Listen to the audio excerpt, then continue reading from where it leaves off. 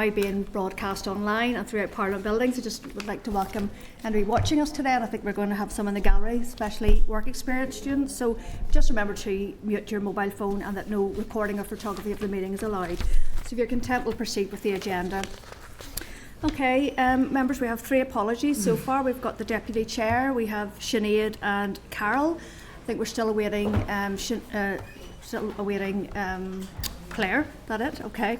So any declarations of interest to declare, members? No. Okay, so in terms of chairperson's business, there isn't any today.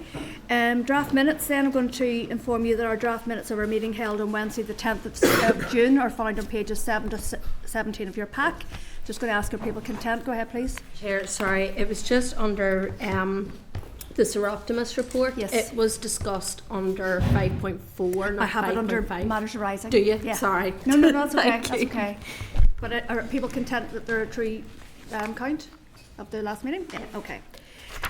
Okay, so yes, so matters arising then. So 5.1, Head of Civil Service. So I'm going to refer you to pages 19 to 21 of your pack.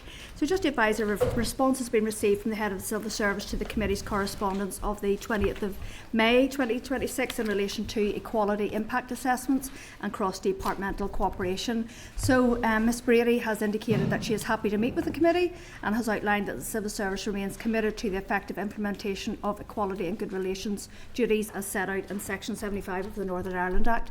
So an overview has been provided outlining the statutory framework within which this work operates. So I'm just going to seek your agreement to arrange an oral briefing with the Head of the Civil Service, but it will probably be scheduled in September. Are we content with that? Mm-hmm. Okay, so 5.2, End of Violence Against Women and Girls, summary of responses, and the 5.3 Seroptimist report. I think I've got that right. So I'm going to refer you to pages 22 to 25 of your pack. Just to remind you, our meeting on the 25th of March, the committee agreed to request written updates from all departments on the Ending Violence Against Women and Girls strategic framework, including details of the evidence that departments continue to collect and the funding allocated for this work. So just to advise, at last week's meeting, the committee agreed for the committee team to update the summary document to highlight the rural nature of this issue, particularly the engagement work undertaken by DAERA and the absence of specific funding, and to revisit the summary of responses at this week's meeting, which has now been updated. A copy of the Sir Optimist report, as discussed by yourself, Deborah, last week, can be found on pages 4 to 26 of the table pack. And this report from Sir Optimist International Portadown examines public awareness of domestic abuse within the Armagh City, Banbridge and Craigavon Borough Council areas. So just maybe go to yourself, Deborah, first then. Yeah, no, so just a couple of things. Obviously the Sir Optimist report, now I have a copy of it, but I thought it was really interesting just what was coming out from just an organic, snapshot. Mm-hmm. Of a local group that just decided that this was an issue and they were going to go into their local town, and the evidence that has come back is actually pretty shocking in some respects. So I think whenever we're looking at potential inquiry or whenever this issue comes out, that maybe having the likes of this group come up to explain some of the evidence, because this is community led. Mm-hmm. and that's something that's really vital in terms of spreading awareness and understanding the issues that are unique potentially to their own local area. So I think it's important that if there's any local aspects like that we are able to bring those out and identify those as well. So potentially it's something that we can think about having them up at another stage. But Chair, if you don't mind, there was also something I just wanted to raise just in terms of the next steps. Mm-hmm. I was also thinking, would it be prudent as well just to write to the Finance Minister just for information to check in on which bids he has received from departments as well regarding this, because he will have received bids potentially or may not have received bids as the case may be, but it might be important just to scrutinise which departments have actually bid to him on this, and for information regarding this. And also, can I just check if we've written to, or if we're going to write to infrastructure on this, because they did say that no money had really been bid for, and I think there, as I said last week, there is a vital piece in relation to women on public transport, attacks that happen, intimidation, all of that, and women getting home from nights out as well. So there's an important piece around that as well. Well, I suppose I'll bring in the assistant clerk here, but I think all the departments got the same letter, so it was really just the response off the back of that. Yeah. But I'd be content for a suggestion of us going back with an update, or we can maybe just include that in the terms of reference of our inquiry. Yeah, I think it's just to understand why no funding has been earmarked or bid for this financial year. I think it's understanding why the Minister has not done that rather than, seek any update. I think it's just to understand why that has not been flagged up, because we all know that that's a huge issue. Yeah. Okay, well, Thank you. make a note of those, we'll summarise at the end. Go ahead, please, Timothy. Yeah, good to get a fulsome report of what's happening in each of the departments. Regarding economy, so economy released 475,000 of funding to the executive office. Good to see. My concern that I want to focus on is really regarding education. There's talk there of a £70,000 investment figure to contribute towards the End of Violence Against Women and Girls agenda. This department, TEO, spend over £5 million. They do a lot of great work, absolutely, and we went through that in detail. But my question and my query has always been throughout this. If we want to be preventative and not always reactive, we need to ensure that our education system is investing in it. Now, I'm not pointing the blame at the Minister at all. Yeah. But my query, and when we go on to our mini inquiry, is what's more beneficial, the money that TEO is spending internally through grants, through local change funds, through regional funds, or would we be better in fact starting to fund or help fund and use some of that money in our education system? Because I think if we're going to look to the next generation, education is the place to go. We constantly hear the pressures in education, and I really want to get to the bottom of how do we make the biggest impact. There's no point TEO holding on to £5 million if there's other departments could spend that and make more of an impact and more of a difference. I'm not saying we're not, but I really want to see if we do go into this in the mini inquiry that education is getting the investment that it needs to get into our schools and carry out functions. And as well as that, when you come to justice, there's no mention there about potentially some of the money being used on additional police officers, additional female police officers that can deal with victims as they come forward. One of the concerns that's been raised with my office in the past is when somebody has reported a crime that would fall under End of Violence Against Women and Girls, the strategy, there was no female officers available to interact there and then with the victim. So I would be keen that when we're looking forward to the mini inquiry that we're hopefully going to have, is we really put a focus on education and justice. Is the money we're spending TEO? Yes, it's doing good work, absolutely. But is there a place for it to be put into some of the other departments where it's making more of an impact, more of a difference? Okay, sorry, I was asking the assistant clerk there. So we are under correspondence. We're going to return to this later because there's the query around the Mid and East Antrim Borough Council money, for example. So we will come back to that. But I think our, just from your contribution there, Timothy, I think the terms of reference for our mini inquiry is really taking shape, because it is really about is the money being spent correctly by the right department. Would you like to summarise on any, Clerk, any? Certainly, Chair. We're going to invite Sir Optimist to give evidence as part of the inquiry. Going to write to the Finance Minister on departmental bids received this financial year. Write to the Department for Infrastructure for their bid and why there was no funding bid for during this financial year. And also we're going to, as part of the consideration of terms of reference for the inquiry, consider the money for education and justice and where it's more appropriate to spend. I would go further than that. I wouldn't just confine it to this financial year. I would say since the launch of the strategic framework. Yeah. Go ahead. Following on from Deborah's train of thought regarding Translink Ulsterbus, we need to ensure when writing to the departments that they're giving us feedback on, has any of the ALBs come forward to the department to ask for money? Not just the department asking the finance department for money. Sorry, just checking. But we haven't gone as far as the LB, so we can do that now. Yeah. Okay, content to move on then? Okay, we'll note that report for now then, but thanks, Deborah, for providing that. Okay, 5.4, access to records, committee actions to date, and 5.5, the independent panel correspondence. Okay, so just to advise that Trevor will be required to excuse himself for the next two items due to potential conflicts of interest, and Fergal will clerk these agenda items.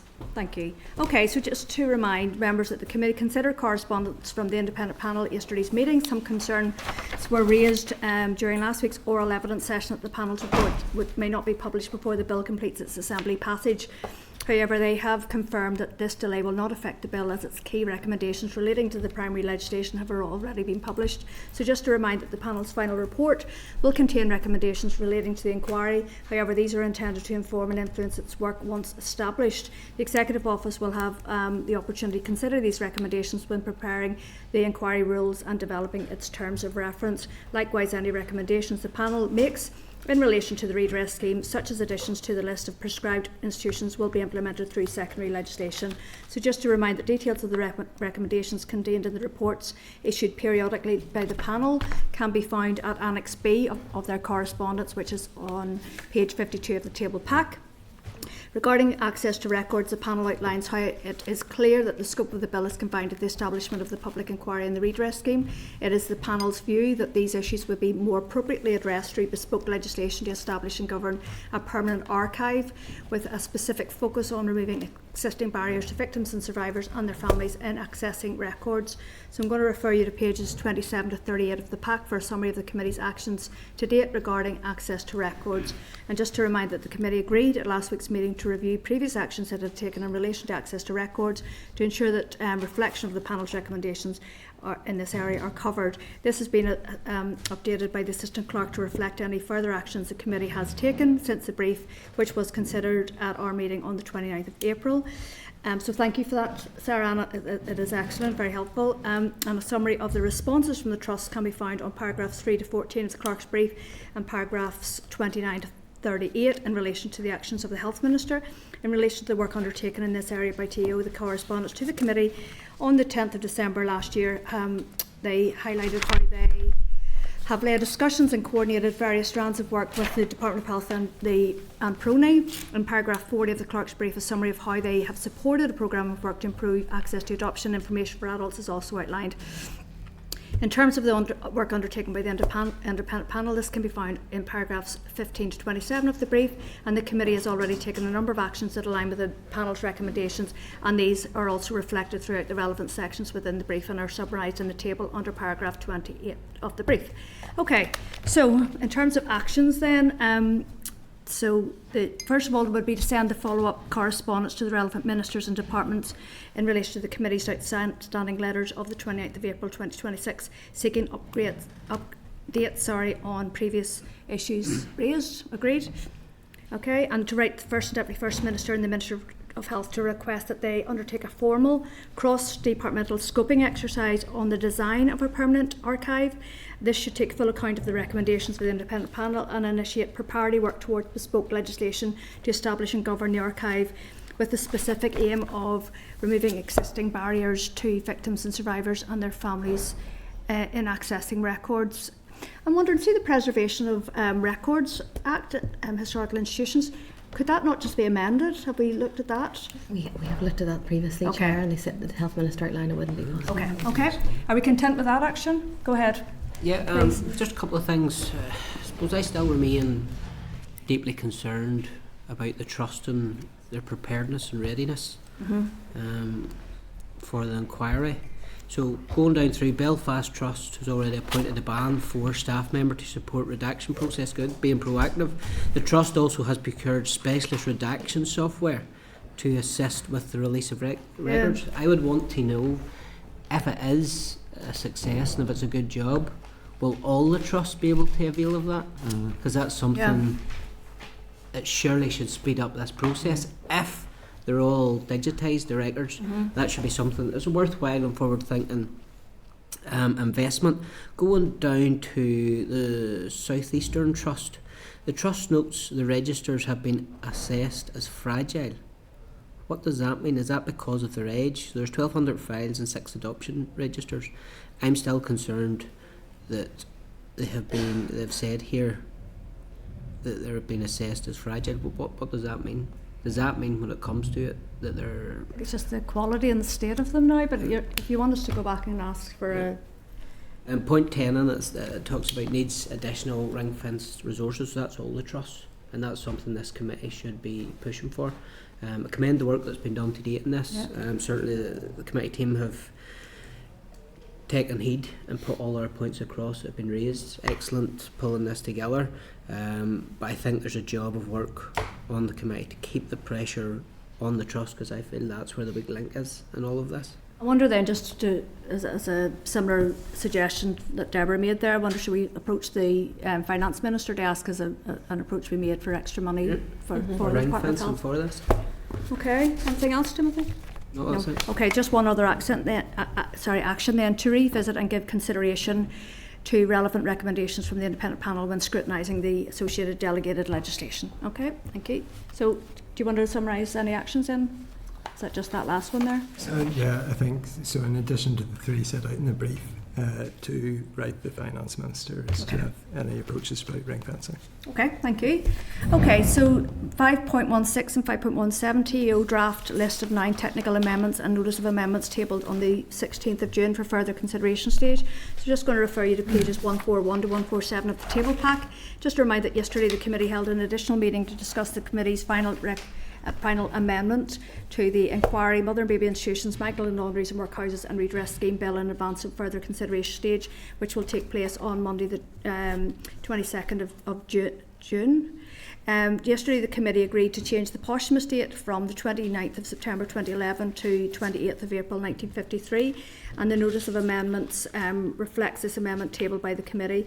A copy of the draft list of 9 technical amendments from TEO, as discussed yesterday, is also included, and these amendments have now been formally tabled with the Bill Office, and I think the clerk has given these out if you haven't got one yet. They are there. We also note from this list that Jerry Carroll has submitted an additional 4 amendments, and I'm just wondering if we can get agreement to write to the Executive Office to see if they have taken a view on the implications for Jerry's amendments in terms of how they would work in practice. The Bill Clark was explaining there that this would bring in certain people who were in workhouses, but as we know it's an admission-based scheme, and so how the Executive Office would differentiate between those people who were just in because of destitution and those who were in because of pregnancy. Content? Happy, but I assume we're not going to get a reply before. Do you not think so? Just thinking if we, well, if we're sending it today, you know, further consideration stage is Monday. Yeah. Maybe we will, but I going think back. with urgency, surely. Yeah, fingers crossed. Yeah. Yeah. Well, we can try. But try. Yeah. Okay, I'm going to move on quickly before our first oral briefing then. So 5.12 draft framework for work, race relations and delivery plan 2026 to 28, and 5.14 and 5.55 in terms of members' responses. So just to refer you to pages 109 to 111 of the table pack, and just advise that following the stakeholder panel sessions held at our meeting on the 27th of May, a draft response on behalf of the committee to the draft framework for race relations and delivery plan 2026 to 28 was compiled by the clerk. An updated draft response can now be found on pages 111 to 119 of the table pack to reflect additional views and or comments by members. And so, Timothy, you've sent some feedback today, and an updated draft response will be included in next week's pack. So I think we're just going to defer that for today, all right? Okay, going to move on, members, then. Item 6, then. We're going to move on to our first oral evidence session, please.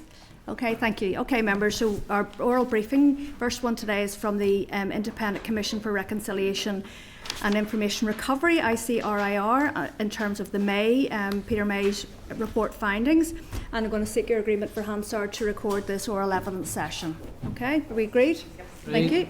Okay, and just as our guests make their way into the room, I'm just going to refer you to pages 27 to 31 of the pack for the clerk's brief, pages 32 to 34 of the pack for the written briefing from ICRIR, pages 35 to 69 of the pack for a copy of the May review report, pages 70 to 74 of the pack for a copy of the summary of Peter May's recommendations and action plan as of 7th of May 2026, and pages 75 to 78 of the pack for a copy of correspondence from the Secretary of State in relation to findings of the report.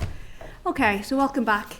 You're very welcome. Just going to read in the record then. So we have Sir Declan Morgan, who's the Chief Commissioner, Mr. Peter Sheridan, who's the Commissioner for Investigations, and Miss Josephine Kelly, who's Director of Finance and Corporate Services. So just before I invite you to make your opening remarks, I just would like to thank you, because I know we don't have the right to invite you to our committee and you're here voluntarily, so I really appreciate the time you've taken to prepare for today and for coming along. So Sir Declan, if you'd like to go ahead and make some opening remarks. I'm tempted to say it's always a pleasure to be here, but I'm not entirely sure. I don't think any of our witnesses say that.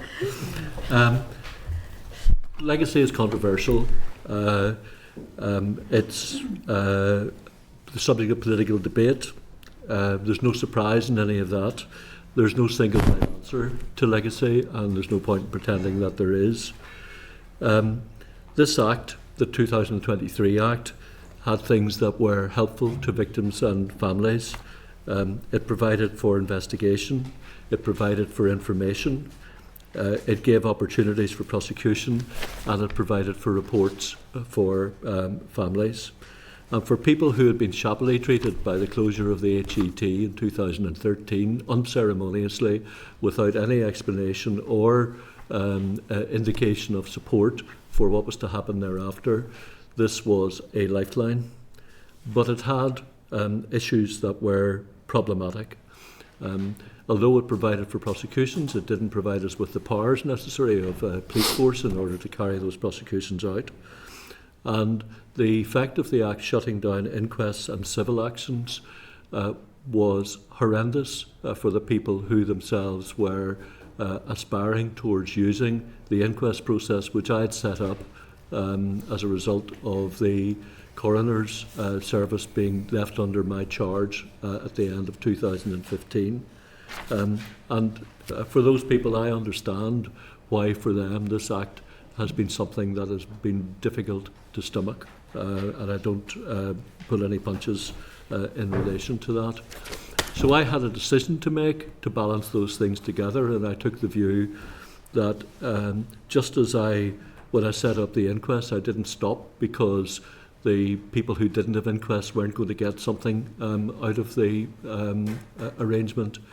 I didn't think this time that I should stop the prospect of investigation because it happened that the inquests and civil actions for the time being were shut down.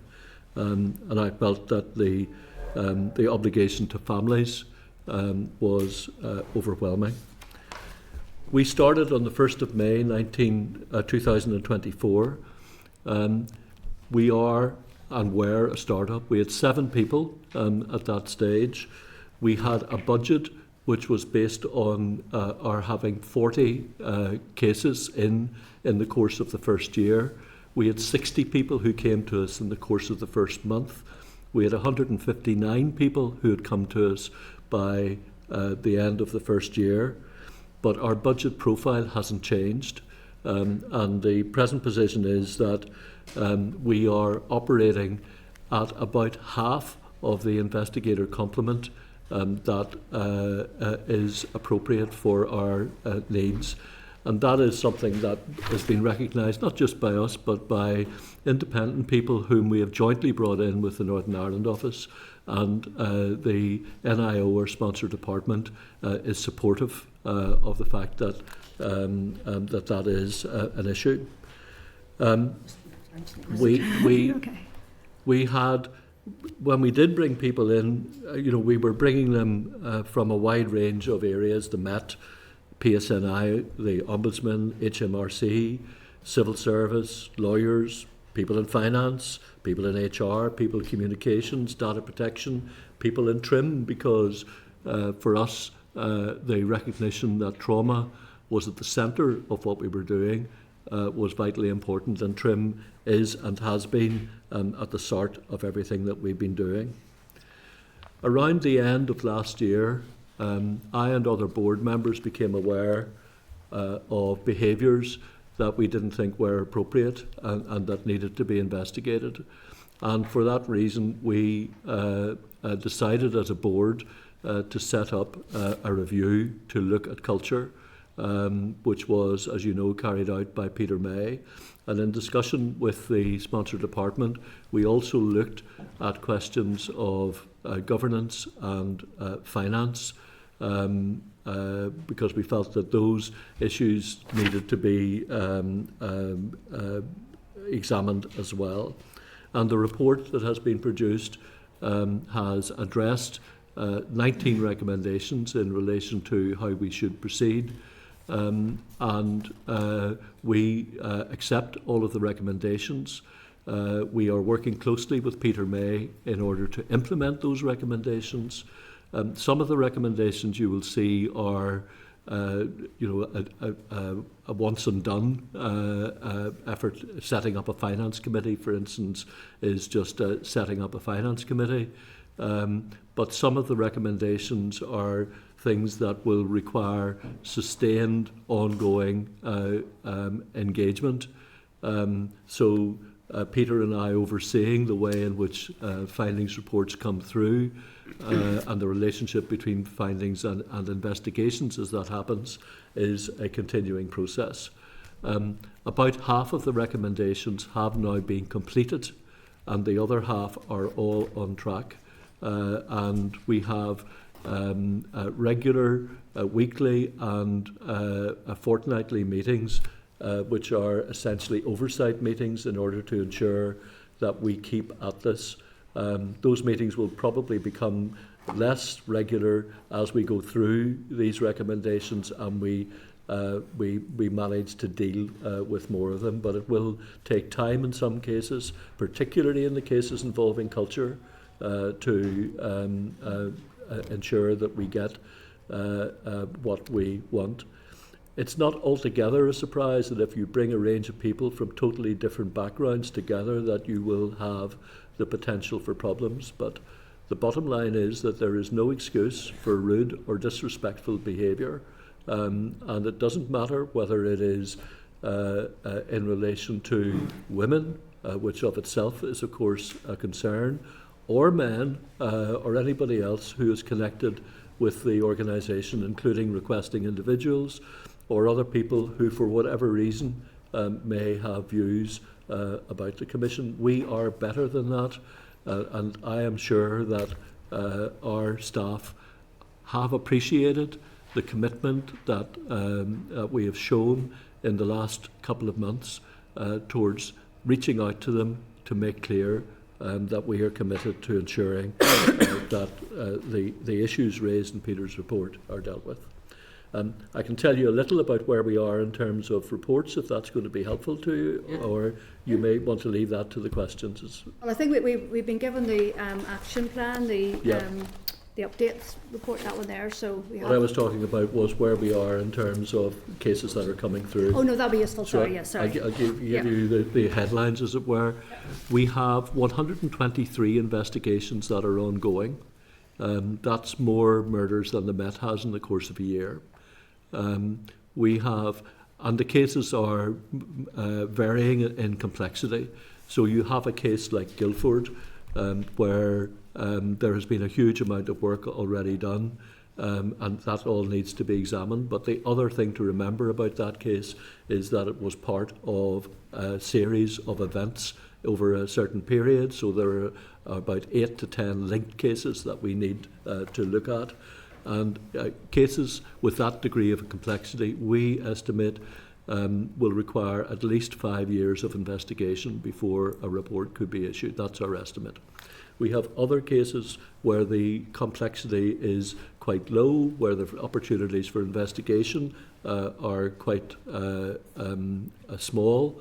And in those types of cases, we have indicated that the period for investigation shouldn't exceed 2 years. So we have, and we've in the middle, we have a group of cases which we sit at a 3-year period. So we are trying to brand or brigade the cases so as to ensure that we create timelines within which things happen.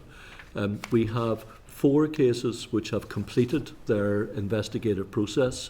The 4 cases have moved to findings. 3 of them, the first 3, on the 1st of April of this year. Findings completed its work on the first of those cases on the 2nd of June, and the case is now in the representations process, and under the Act there are a series of processes that we have to go through, and any of you familiar with maximalisation in the public sector will be aware that that can create a degree of delay. We expect that 2 of the remaining cases will be through to the maximalisation process or the representations process by the end of August, and the third or the fourth case, as it were, by the end of September. And our target is to be in double figures of reports before the end of this calendar year, and we would expect then to be moving much more quickly in the following calendar years after that. So I think that helps. Okay, no, thank you very much, and again, thanks for coming today. So I'm going to go into some of the questions in the report, and then maybe just focus on some of the broader political issues. So I want to focus on the data breach area of the report. There doesn't seem to be a recommendation against it, and also I would have concerns that it says here there's an urgent need to ensure the organisation has requisite skills centrally to support the organisation's wide effort in view of the imminent return of the data protection officer after secondment. Does that mean that there was a time when there wasn't a data protection officer within ICRIR, or who was overseeing this, since it's such a sensitive core part of? I mean, we had a firm of solicitors who actually acted as our data protection officers. Josephine can speak a little more about that, but there are other things that we did. We changed our email system, so that the first change was to ensure that you got a reminder if something was going outside the organisation, so that if something came up to tell you. We've gone further than that now, and we require a branding of each email to indicate whether it is internal, external, whether it's sensitive or not. So we've actually changed our processes twice in order to look at that. But Josephine, if you'd like to. So, as Sir Declan said, there's a number of systems that we put into place and processes strengthening from the data breach that you're talking about that happened a number of months ago. But I think your question was about, was there what happened at the end? What happened at the end of the secondment? So we're in the middle of a recruitment process at the moment, so I can't say very much about that. But the idea is to have somebody permanently in the organisation, so it's a permanent post in ICRA. But we also know recruitment and vetting, takes a period of time. So in the intervening period, a firm of solicitors is covering that DPO role on our behalf. But is that sufficient, really, given the sensitivity and the scale of your work, that you would be farming that out to an external organisation? That's to give us the external sort of, independent support, but we have other processes. It falls within my, remit. We have other members of staff.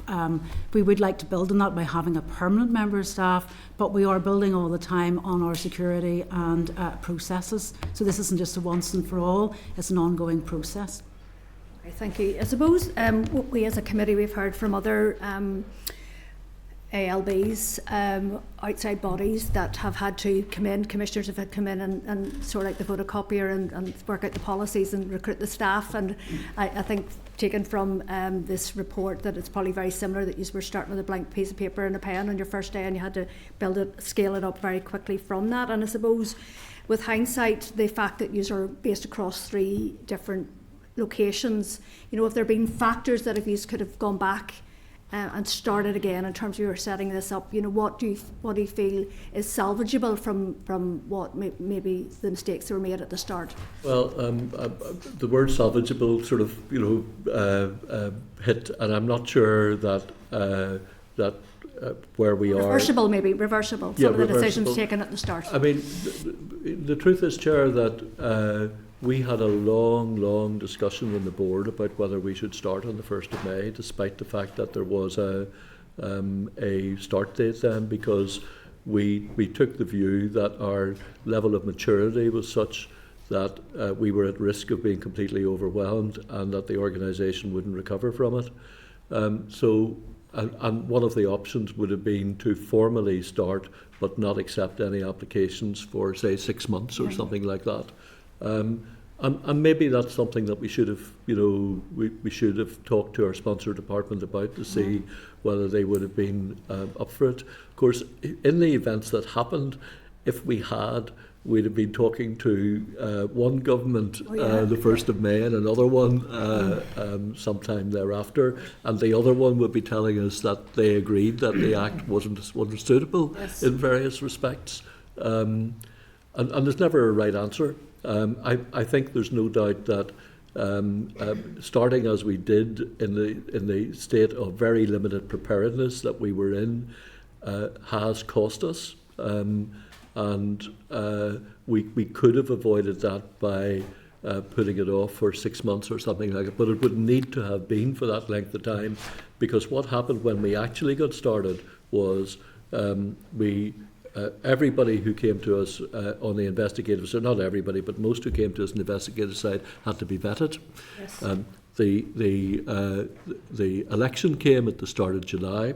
Every bag carrier for every minister thereafter had to be vetted, and therefore the rest of us, we were thrown to the wolves. There was nothing, no space or resource in order to do it. So we had to wait months for the new government's members to go through the vetting process, and then we came back onto the track again. And again, which was you can't play about these things. You've just got to take them as they come. But it was another factor that undoubtedly contributed to the fact that we were in a parlous state for the first 6 months, or at least, of the organisation, and it was about making do and trying to do for victims what we could. Okay, thank you. So just in terms of that aspect of you mentioned there about 4 cases completed to investigative stage, etc. I just see, this is no disrespect to anybody involved or any of the victims, but it almost seems that it's just such an overwhelming process for each individual case, and all the associated. Do you think that this is actually achievable? What the organisation and possibly the Legacy Commission can they actually deliver on this? Well, I think the truth is that if we stay at a stage where the independent evidence is telling us that we need the resource that we need to do this. Yeah. And the independent evidence is telling us that if we have the resource, we will be able to do it. But the question for us is, what happens if we don't have the available resource? If we end up in a situation where we have half the resource that we need to do the job, we are in trouble. And that's why the discussion that's ongoing at the moment between ourselves, the sponsor department, the Treasury, is absolutely vital for us. And if that doesn't work out, I will be back. You may I can't make myself come back, but you may agree to hear from me in relation to what exactly we would do in those circumstances, because maybe we would have to think about then, the temporary closure of the organisation in terms of accepting new receipts, which we decided not to do in the 1st of May. All options would be open at that stage. Okay, Peter, do you want to come in? Yeah, I think your question's a good one, in that I don't know any other legacy body that had faced the portfolio of the breadth, depth and interconnection that we have had. So Sir Declan said at the start, we have almost 300 people have approached the Commission so far. And whilst a lot of those are individual cases, but let me just give you a sense of some of the other cases and then say a bit about what that means. So the Guildford pub bombings, M62 coach bombing, Enniskillen bomb, Shankill Road fish shop bomb, Le Mans, T-Ban, Claudy, Kingsmill, Warren Point, Canary Wharf, Baltic Exchange. And that's almost all of the major atrocities during the Troubles. I don't think anybody who was setting up this act envisaged that that's what would happen.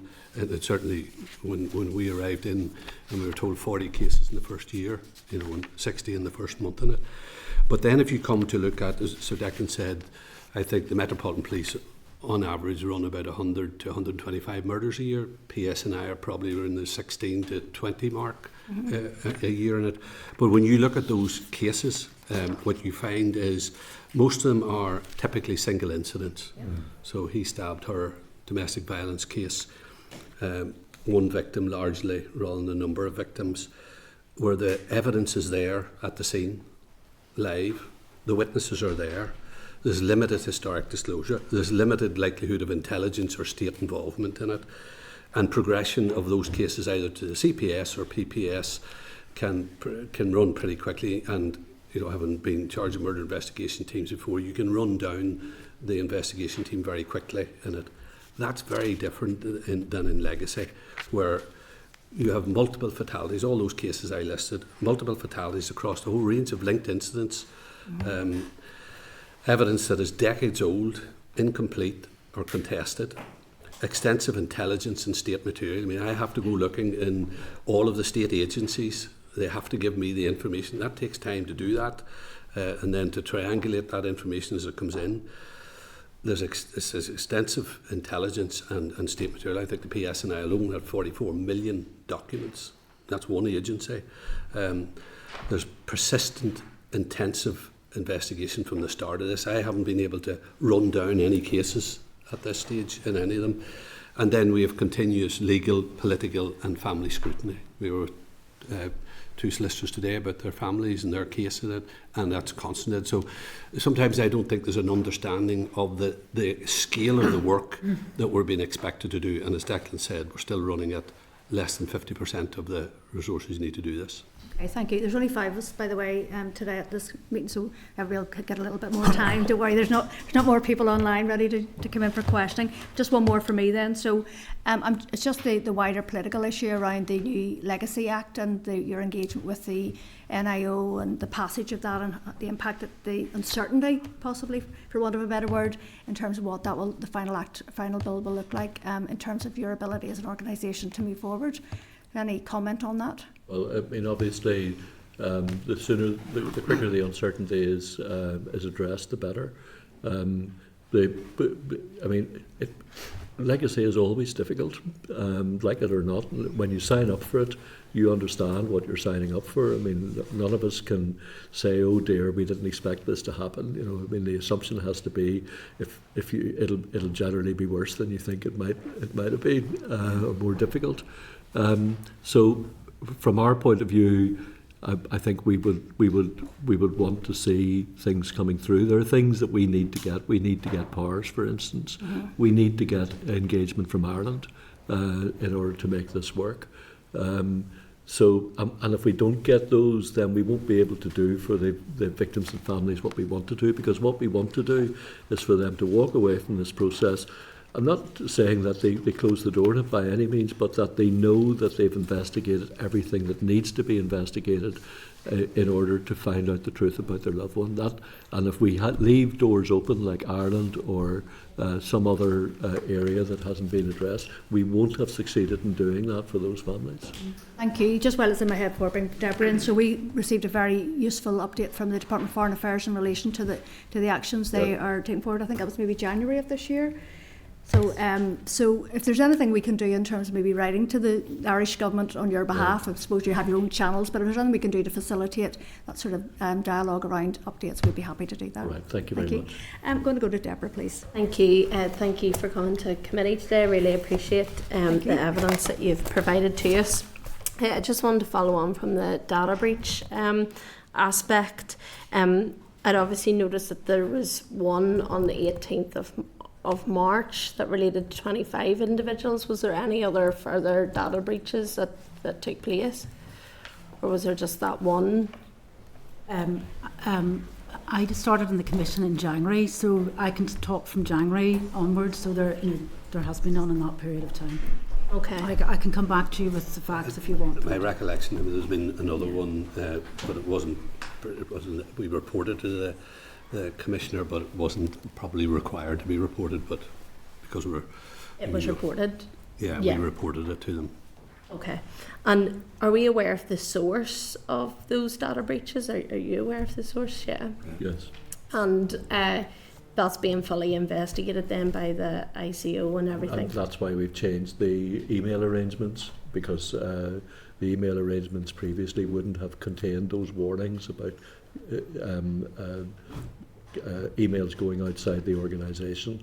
And the further protection that we put in is so that people have to think twice about exactly where it's going. But there was no ICO investigation in any of them. You know, they were at that threshold level, so there wasn't an investigation. We did our own investigation, obviously, as Declan says, to put fixes in place. Okay. I just want to move on to some of the elements in the report. So, can we talk about the progress of investigations? So you'd highlighted there in terms of some of the numbers, and obviously 60 million has been spent to date, and we don't have any cases as such completed, which seems a large figure in terms of that. And I just want to read you a bit from chapter 3. 3.6, where it relates to some of this, and it talks about the absence of product here is the most major risk facing the Commission at present, with a number of people commenting that the Commission has to date cost at least 60 million. And then it goes on to say it was striking to hear different accounts about whether cases were not or were not ready for transfer from investigations to findings, and whether the policies in place were adequate and should be followed to the letter. How does this give any comfort, or how can you give comfort to innocent victims, such as the families like Enniskillen that I represent? Yeah. They're an example who from time to time and again see fresh information come out in the media around their case, but yet are in the middle of the process with yourselves, but have had no progress in relation to the murder, the truth and the justice surrounding the murder of their loved ones at the hands of the IRA. So how can you move that forward? How can you ensure that there is comfort there for those innocent victims whenever they see things like this? I think the 3.6 was looking specifically at a point within the Commission's processes where a case moves from investigation into findings. Peter, of course, deals with the investigative element. It's under the Act, it is his responsibility to do that. But it's important to see that Recommendation 5 actually directly addresses that. And indeed, Peter and I have been overseeing the 4 cases that have already gone through. And what has become apparent from that is that producing these cases actually has a morale impact on the Commission itself, and that we've seen very positive collaboration between the people who are involved in different parts of the Commission in working those cases through. In terms of of each investigation, one has to be careful for so long as the case is being dealt with as a liability case, in other words, that there's a possibility of prosecution. The degree to which information can be made available is similar to the level of information. It might be more, but it's similar to the level of information that you would expect to give in a police investigation. And it's not as broad as it would be if there was no police investigation, and therefore you felt more comfortable about disclosing lines of inquiry and things of that kind. If you're in a police investigation, you will sometimes want to ensure that those lines are protected, lest they should undermine or in any way damage the prospect of the criminal prosecution. And just to reassure you, both Declan and I met with the family who came to us from Enniskillen. But not every family is coming to us, so we have a duty, first of all, to get to every family and let them understand what's happening in it. And then you'll know well there's a host of investigations have happened around this. So going back to those, the legislation doesn't allow me to duplicate unless I deem it appropriate in it. But it also says to me I have to look into all of the circumstances of a case in it. So there's a lot of material in now. Enniskillen is the same as those other big cases, linked cases, connected cases, so it's not just an Enniskillen in it. But Sir Declan and I met the families specifically on it, and we have a case support worker who will constantly go back to them. If it is in that realm of still a potential criminal investigation, so if we start every one of them off, start as a criminal investigation. If it moves off that, then there is room to say more to families as you go through it, but because it's still in the criminal investigation world, then we are limited, we can say, like any police investigation. So can I just ask in terms of that media reporting element, because I'm sure you're aware that there was, we're aware of that. This time last year, I think in and around, there was media reports surrounding Enniskillen bomb. Yeah. And are those leads, I suppose, are those media reports being investigated on, or do you? Well, any piece of information like that is always will form part of the investigation. You know, we'll have to bottom that out to see the truth of it. Debbie, I know what you're talking about in it. So of course, you know, it's not something you would ignore in it, but it will form part of the investigation. Yeah. Okay. And then moving on, because it is linked. The Irish government and agencies such as Garda, how big of a block is that in terms of, you touched briefly on it, Sir Declan, but how big of a block is that to your investigations and moving those cases on? Can you give any figures or statistics in relation to the cases that you have at this moment in time? Because they're not providing information, and that is heaping trauma upon innocent victims, particularly again like the likes of Enniskillen, where terrorists, in my view, were harboured by the likes of the Irish government. Well, if I can maybe address that in this way, it's not just looking at the cases that we might have where the absence of information from Ireland is a problem, because we know from talking to the support and advocacy groups that there are cases which have not come to us because they're aware that Ireland hasn't yet committed to providing the information.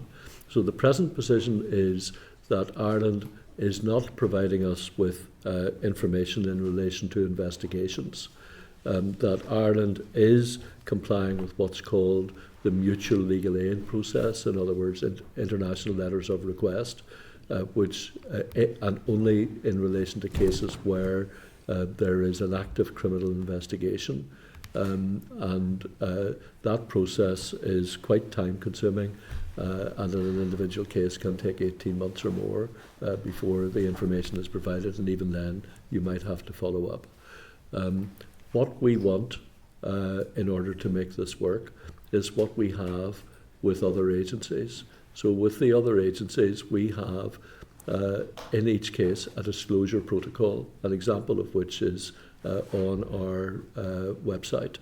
And we execute a disclosure protocol with agencies such as PSNI, with the Security Service and others to ensure that we get information. We want the same from Ireland. That's what we want the arrangements with Ireland to lead to, that there is the same kind of approach towards disclosure so that we can get the information. Now, what does that mean in terms of sensitive information? Well, the arrangement in the United Kingdom is that we are entitled to see all of the sensitive information. The government is then entitled to say that it doesn't want to disclose some of that if there's a good national security reason.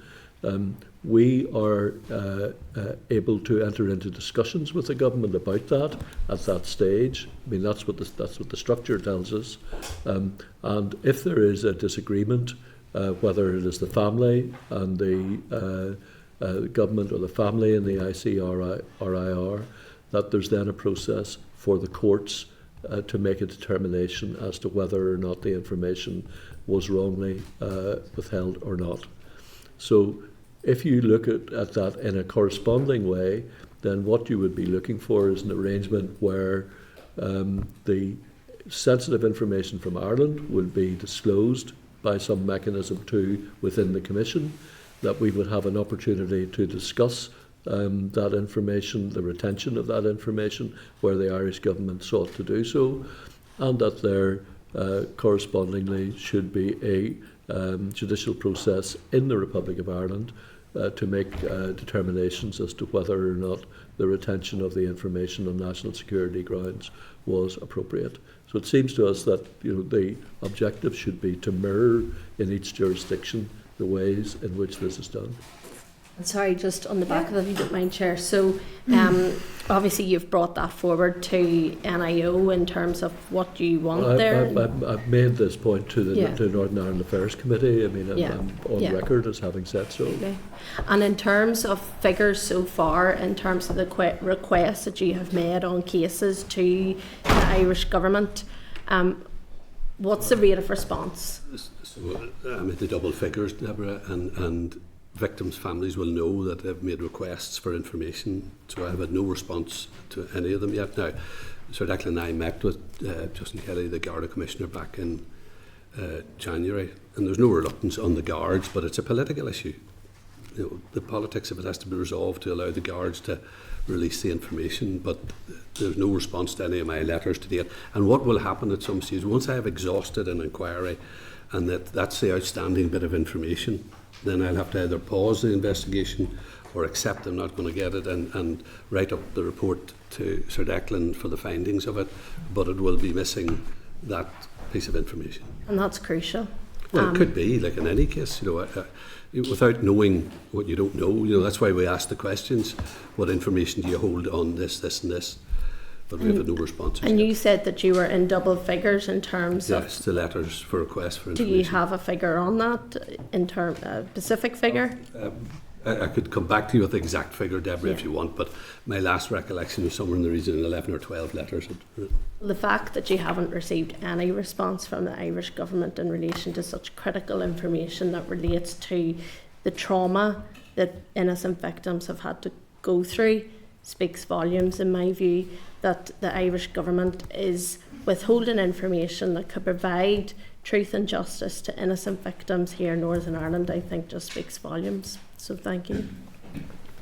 Can I just, before bringing Anya, is this because they're waiting to pass their own legislation, or could they do this now? They could do it now if they wanted to. Okay, that's all. But they have indicated that their legislation to do it, they could do it by legislation if they wanted to, but they've indicated that their legislation will not be put before the Dáil until the legacy bill has been passed. Okay, just wanted clarification. So that's why we're in a position where the legacy bill is critical in a number of respects for us continuing and succeeding in our work. Okay, well maybe follow up on that as well. Anya, please go ahead. Thank you, Chair, and thanks for coming in today. Folks, I just quickly want to pick up on some of the remarks made by the former Police Ombudsman Nuala O'Loan, just off the back of the report. So she went on to state what was going on when you've had, or what was going on when you've had 3 finance ministers in 12 months. She also declared investigation has to lead to reports in 2 years on, with £60 million spent, not one report. I suppose to contrast that, we had Andrew Walker from Victim Support Services in here a number of weeks ago. They're facing a £3 million shortfall in terms of their budgetary constraints. So just off the back of those remarks, how can that happen with £60 million spent and not one report out the door to date? Right. Well, I'd maybe ask Josephine to deal with some of that, because some of that is capital cost. In other words, setting the organisation up, and some of it is day-to-day costs. Josephine. Yes. So if there's a figure out there of approximately 60 million. It is approximately 60 million. We should look at this as investment. We talked earlier on in the session about starting from 5 people, and you can see the number of staff. We've got to house people in accommodation. We've got Belfast, London. We need to have systems. I mean, these are complex systems that we need. We need accommodation that is appropriate for our remit. So there is a investment to carry out the delivery of this organisation, and that shouldn't be lost. So, you know, if you look at this, and I don't like to go for exact figures, but if you look between like 15 to 20 million, like setting a thing up, investment moving forward, and then you've got then the staff costs, moving forward as the running costs we're going to have year on year. So I think rather than looking at this, 60 million, there's been no reports, this is about setting up an organisation that was ready for the next 10 years and the delivery of the reports to come. And on you just, when you say no reports, there's 123 investigations happening, of some of the most serious cases in the Troubles. So these things take time, to expect. I mean, I think at the time of the Ombudsman started off, there may have been reports out, but there were discipline cases that came out in the first couple of years. Misconduct cases. That's not what I'm investigating. I'm investigating deaths of people, connected deaths of people in it. So this takes time, unfortunately. And it's as if the 60 million is about, well, if you had 5 reports out there, that's worth 60 million. As Josephine says, there are a whole range of things for a setup. We are not a mature organisation. We're a start-up organisation that required us to buy desks, furniture, buildings, all of the infrastructure that you have to put in place to start this off if you're going to invest in victims and survivors.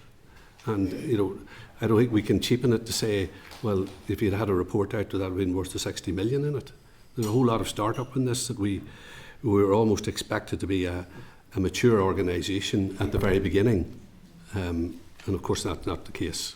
To move from 7 staff to 270 in less than 2 years and do all of that recruitment, all of the vetting, get buildings in place, infrastructure, that takes money, unfortunately. And in terms of projected costs over the next 12 months, what are they looking like at the minute? It depends what you mean by projected costs over the next 12 months. I mean, our budget tells us what we can spend. We've already indicated that that's a budget which is not going to be. I mean, the independent review of this is telling us that's not a budget which is going to enable us to deliver what we want to deliver. We're in an outline business case with the NIO at this point, and Treasury, and that's where our efforts be put into. And Peter, just in terms of staff and levels at the minute, obviously there's 270 staff. How many of those staff are investigators? 126. 126. So just under 50%. Yeah, but so those are investigators, but then you have other staff who are analysts.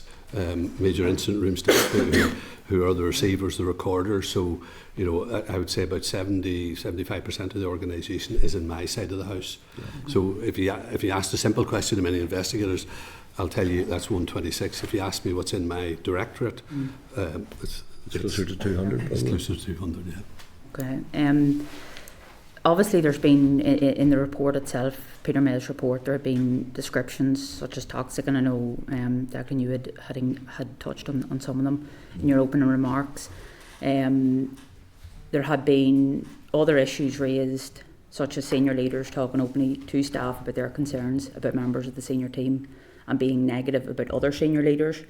In addition, some had indicated they believed this behaviour, and I'm quoting directly here from the report, to be gendered in nature.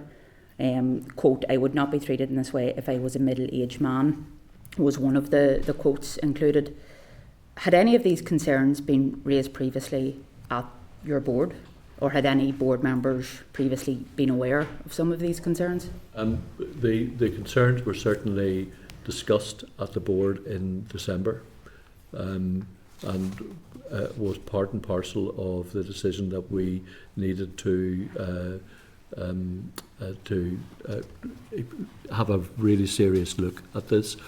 I mean, I have checked before we came to here.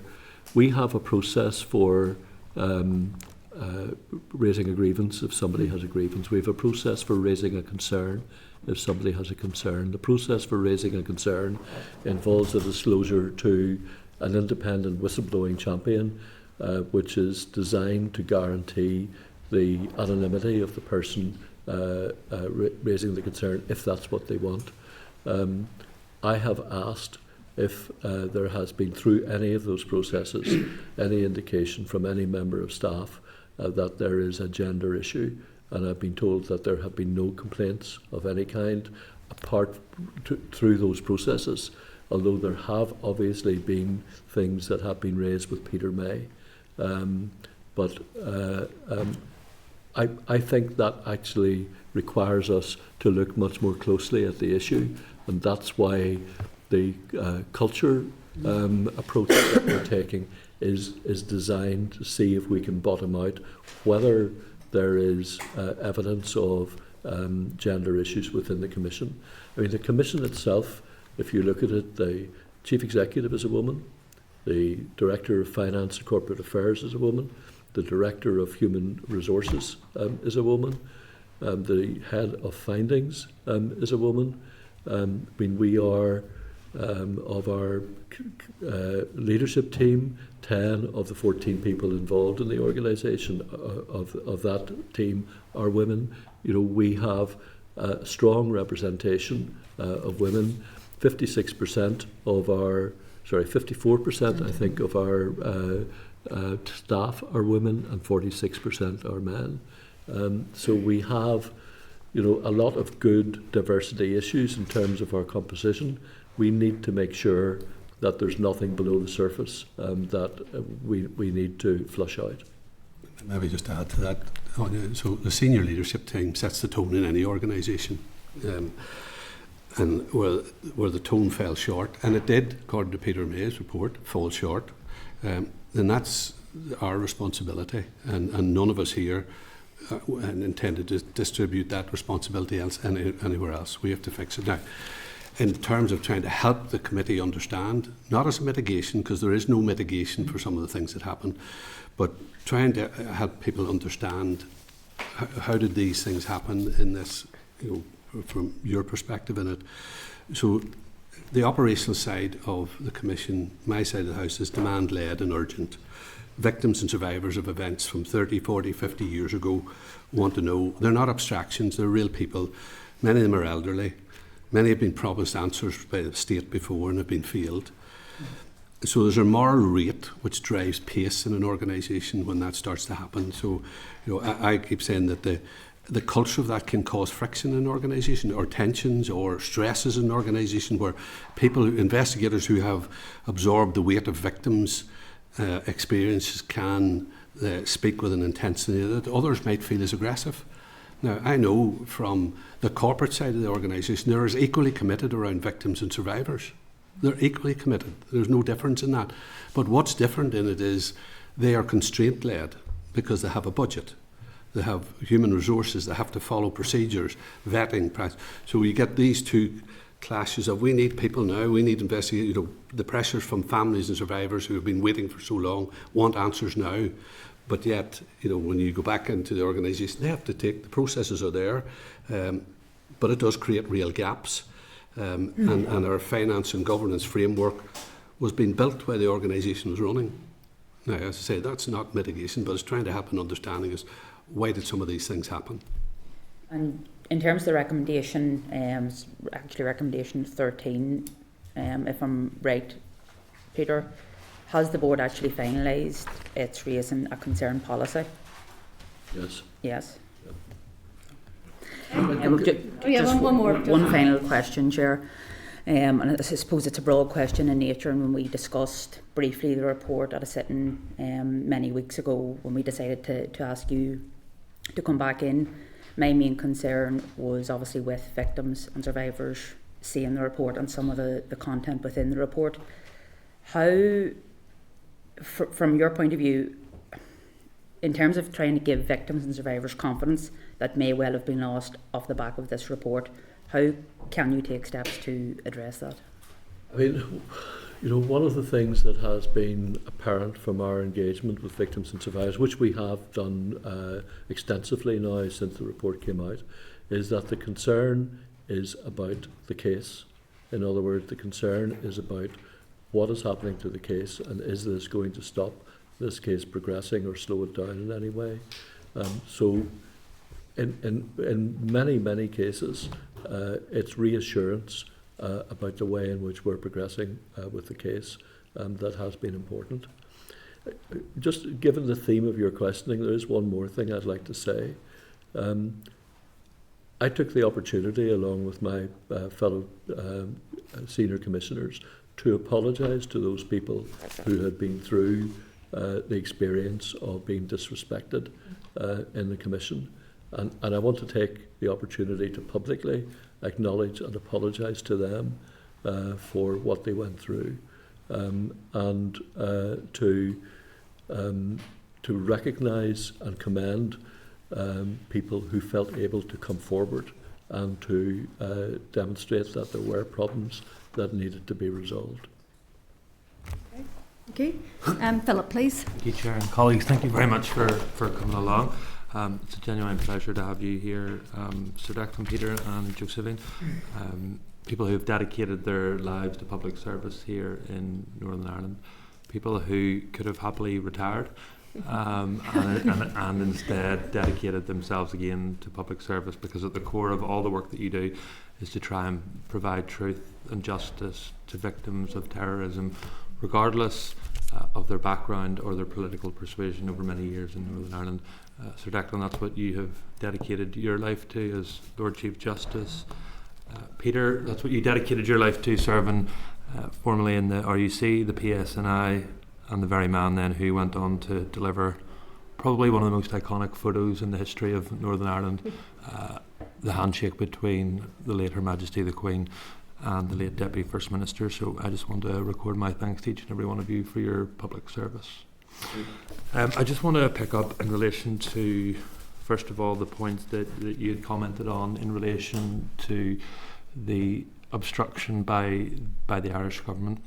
So we're used here in Northern Ireland to being lectured by the Irish government in relation to legacy.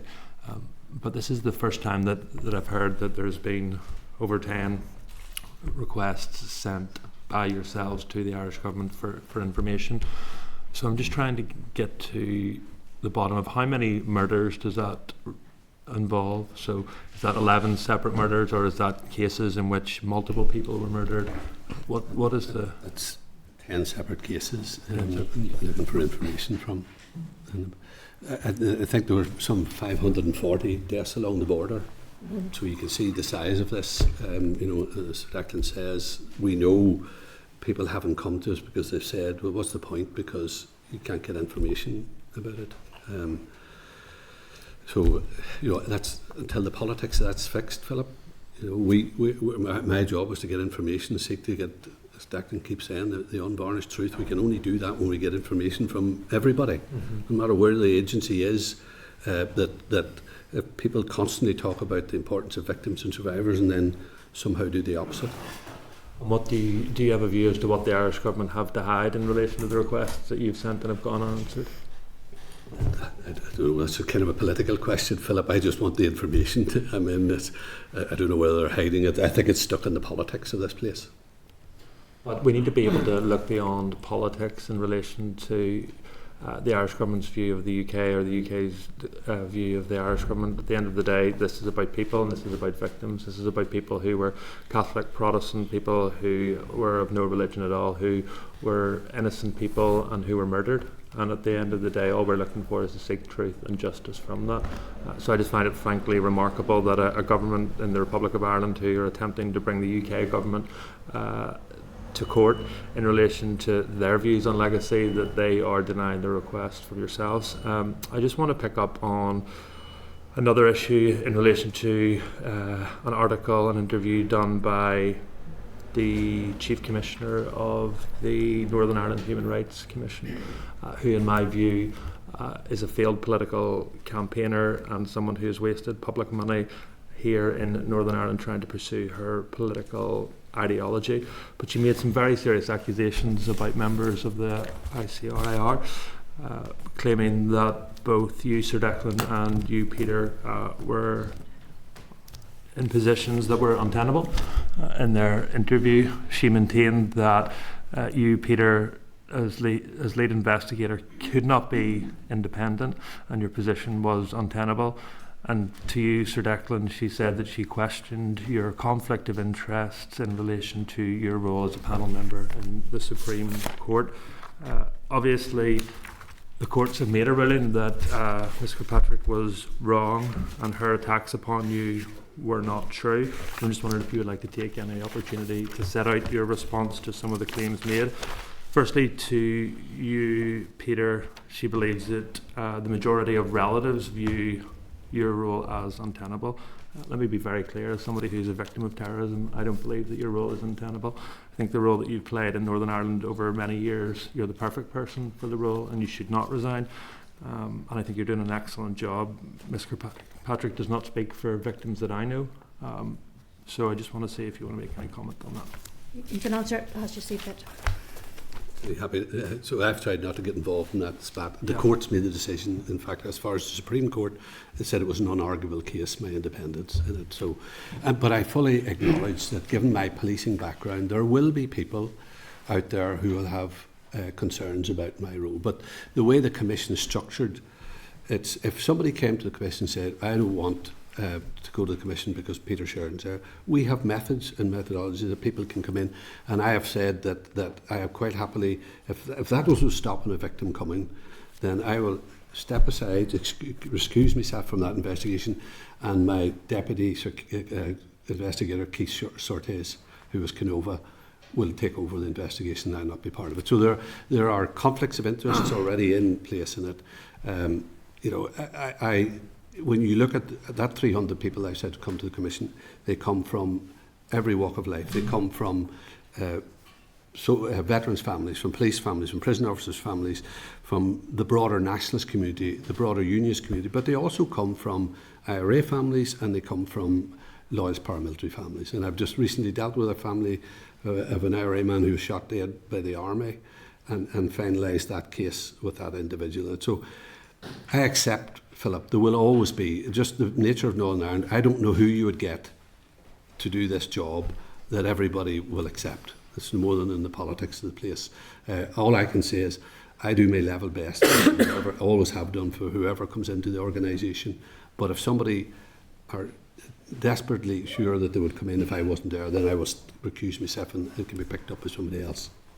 I just think for the record it's important to record, Peter, that at the time that you were in the RDC and PSNI, you were the most senior Catholic officer and that you had attempts on your life from both unionists and nationalists because of the important work that you've done. So I just think it's important to record that. Sir Declan, you'll be aware of the comments that the Chief Commissioner made in relation to you.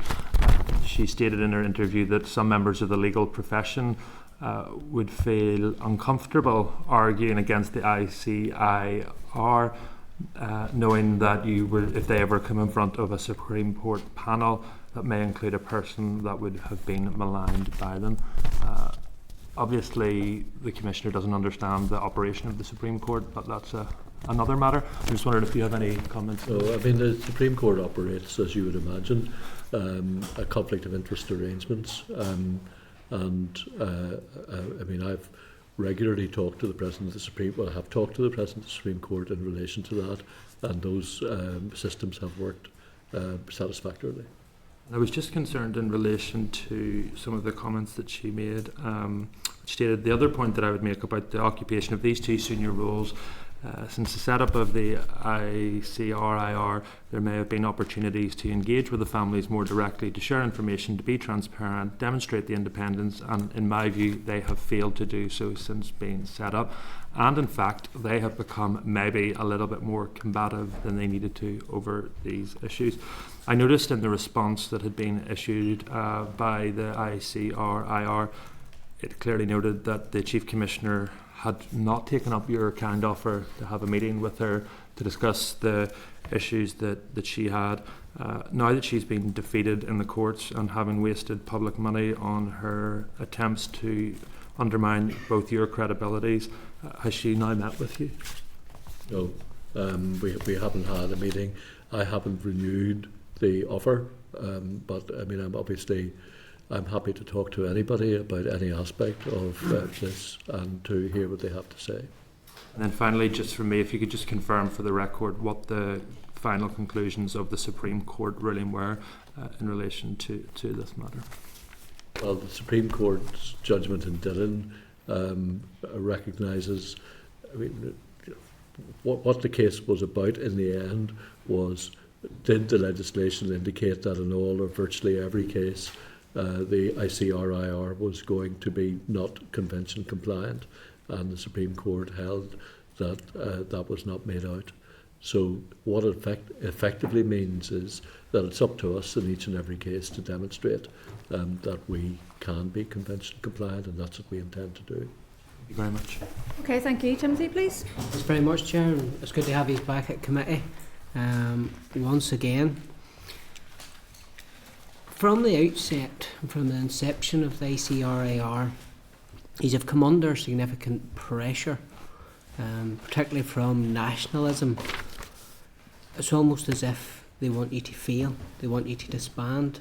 Going by your comments that you've made here today, do you feel that the NIO set you up to fail, and that they only gave you the resources to deal with 40 cases from the get-go, when you had 60 within the first month and 159 within the first year? I've had regular meetings with the Secretary of State. I have regular meetings with the Permanent Secretary. I also engage with other members of NIO staff in relation to a range of matters. I have never experienced a suggestion that the NIO was opposed to our successful completion of this objective. I think the NIO has supported us positively in relation to our requests for information. I think the outcome of that request is really pretty important in terms of our being able to deliver the project. And it would obviously be very disappointing if, despite the support of the Secretary of State and the NIO, we were to fail to get that necessary funding. You mentioned the NIO has supported you for information, but when you look at the budget profile, hasn't changed. No, the budget hasn't changed, and there's, as Josephine will tell you, trying to understand the ins and outs of how you work with AMI was a problem for the RHI, and it's been something of a problem for us too. Ours is capped AMI, which is a very particular animal, so it's not like pensions. And the opportunities for actually reprofiling seem to be very limited, and I'm not sure that everybody really understood at the time what they were providing in terms of AMI. I know they should, but I'm not entirely convinced that everybody actually understands it. I think there is a degree of people learning now or finding out now what AMI is and what it can do. We could take you through some of the figures. So 300 people have come to the Commission to date. You gave us an update today that 123 investigations ongoing, 4 cases moving to findings. So is it a totality of 127 cases? No, it's not quite. There are 76 people in the wings, as it were, who are waiting to come through. 25 of those, I think, are serious harm cases, and those are, we need to look very closely at those, because the Act is very strict in relation to cases that can pass. But in the round, I think it's probably fair to say that we have maybe 170, 175 investigations in our workload at the moment.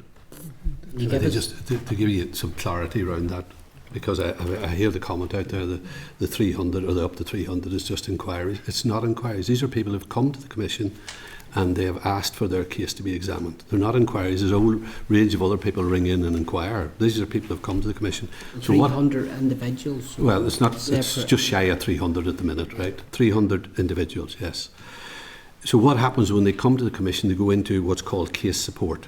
So that's helping those people understand the types of investigations we do, culpability, focused or liability, so that they're satisfied that that's what they want to happen, so that they understand. So they sit with case support for a period of time.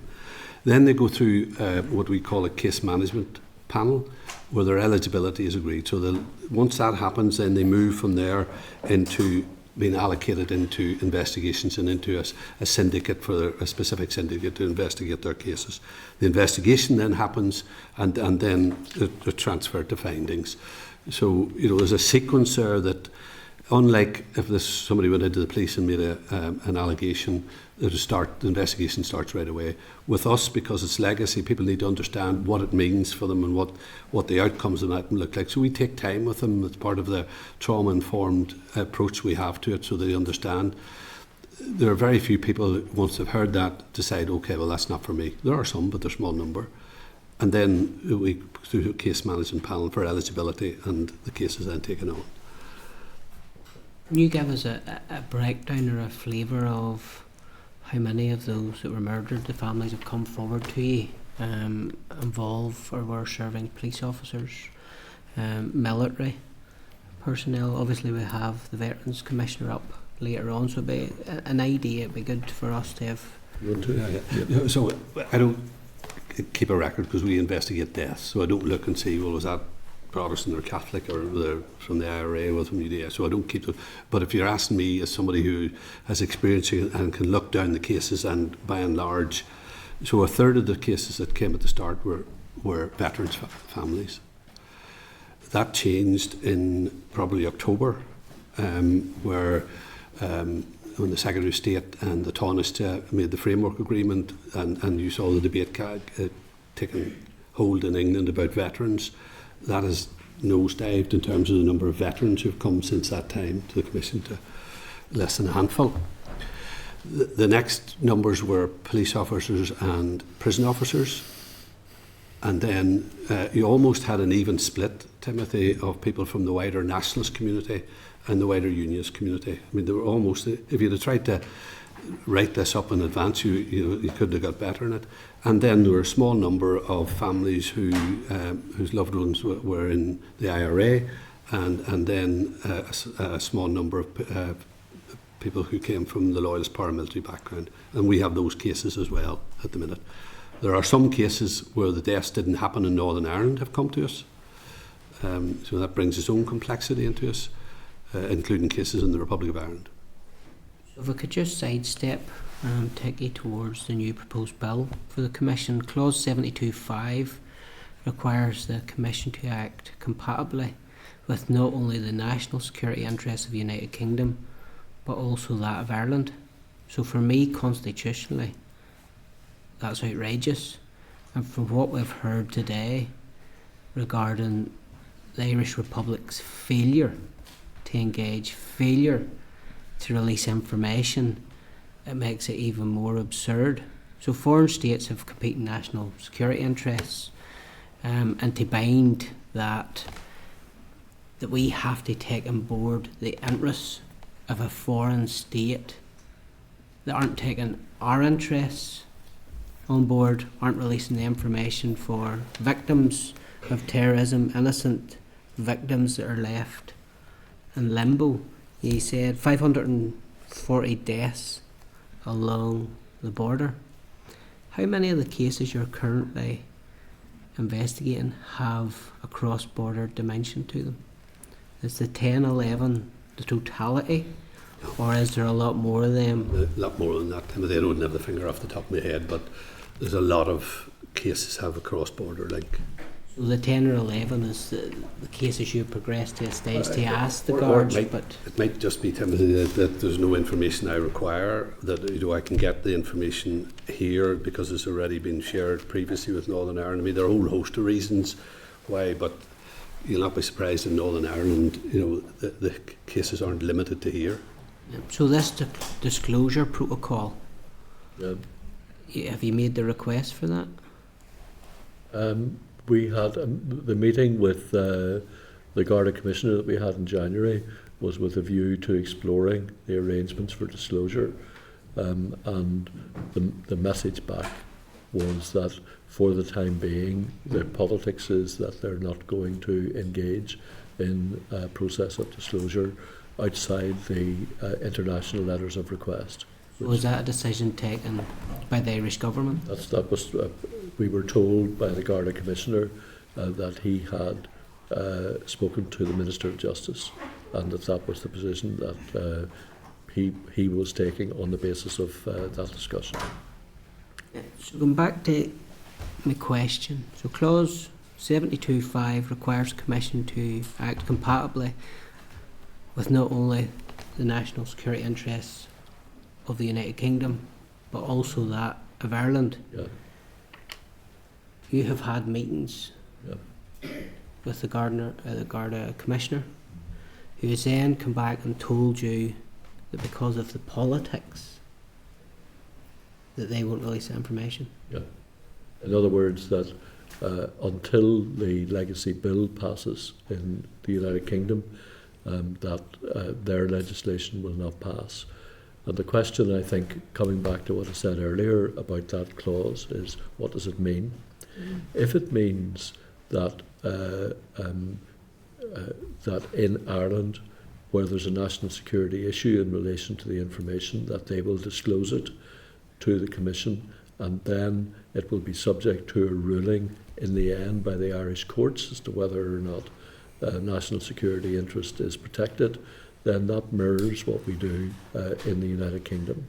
And if it means that the Irish are going to set up their own legacy investigations and are going to look for information from Northern Ireland or from the United Kingdom, that again, that information would be subject to the courts of the United Kingdom, who would then make the determination as to whether or not the national security interest was properly protected, but that in each case that the information would actually be available to the relevant commission, so that a proper discussion about whether or not it should be disclosed or a gist provided could be had.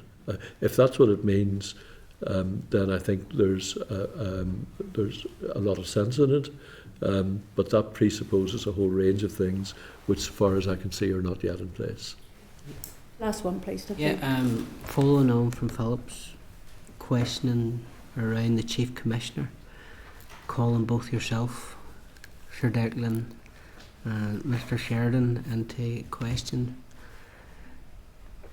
So, the court case that was referred to was taken by the victim of the ARA Shingle bombing, Mr. Gary Murray. The intervention was wholly inappropriate. Why didn't the ICR, your litigation team, join fully into the case taken? Rather, it was left to the victim to do so.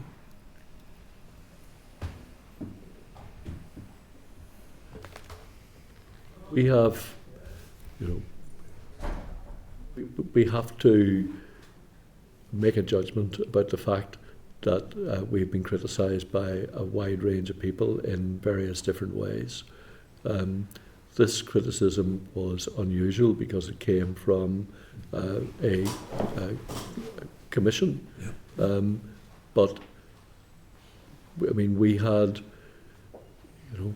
to make a decision about whether it was our job to raise issues about the way in which that commission worked, or whether it was really for those who sponsored that commission to make a judgment about how it should work.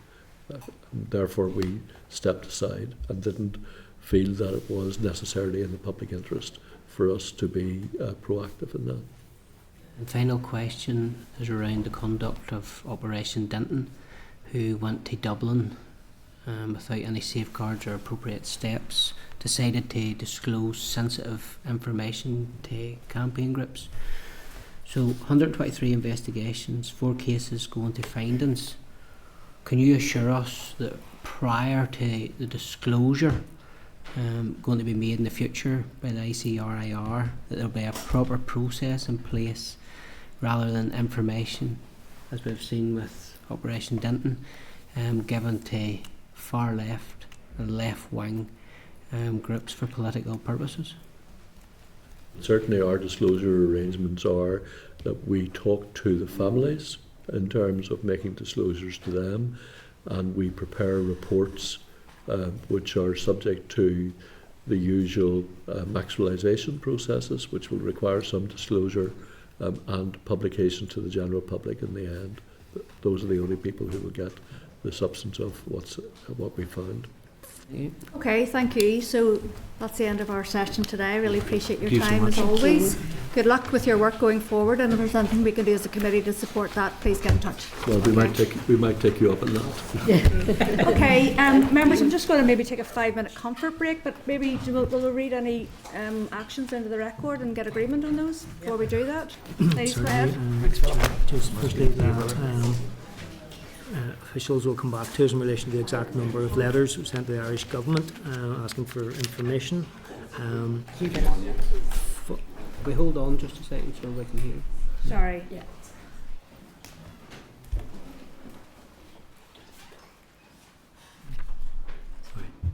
Thank you. Thank you. My hearing's terrible. Yeah, mine too.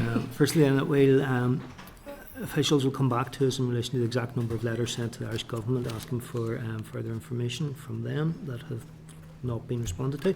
That we follow up on the progress of the legacy bill that was referred to in terms of can't proceed until the UK legislation is through.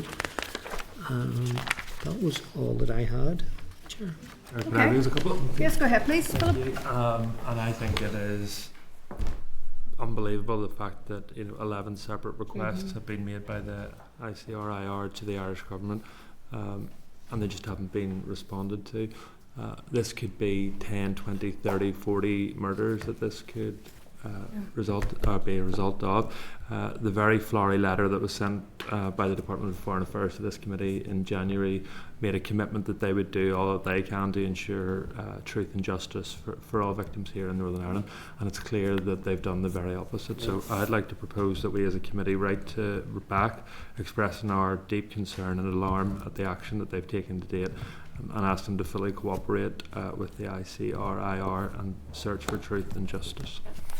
I wonder, should we take it one further and maybe invite them before committee? Obviously we can't compel, but we could maybe invite them. I would agree with that. Are you content with that suggestion? Go ahead, please, Timothy. Did you have another one? No, it's just an agreement. Okay. Then Okay. I just have one other point. Right, So please. I just wanted to check, do we have the Human Rights Commission coming before the committee at any point? No. No. So just in light of their view in relation to the IRCIR, I'd be keen to, I'd be keen to get them up, but just for them to be able to articulate their position. Obviously, the Chief Commissioner has a position, but I'm not sure that that's reflective of the Commission's position. So I'd just be keen if we could invite the Commission along. They have came before us before in relation to Article 2 compliance under the Brexit deal. So we'll look again at that, but certainly we can piggyback it on the back of that. People content we go into 5-minute comfort Yeah, break? thank you. Okay, thank you. Unfortunately, gentlemen at the back and ladies, you're going to have to leave by Committee Room 30. Sound.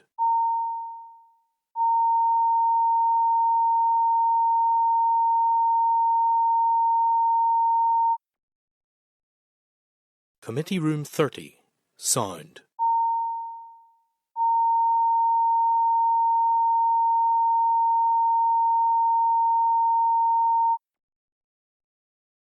Committee Room 30. Sound.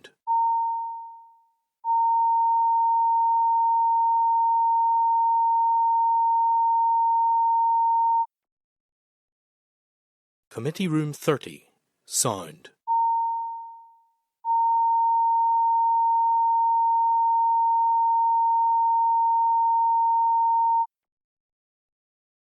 Committee Room 30. Sound.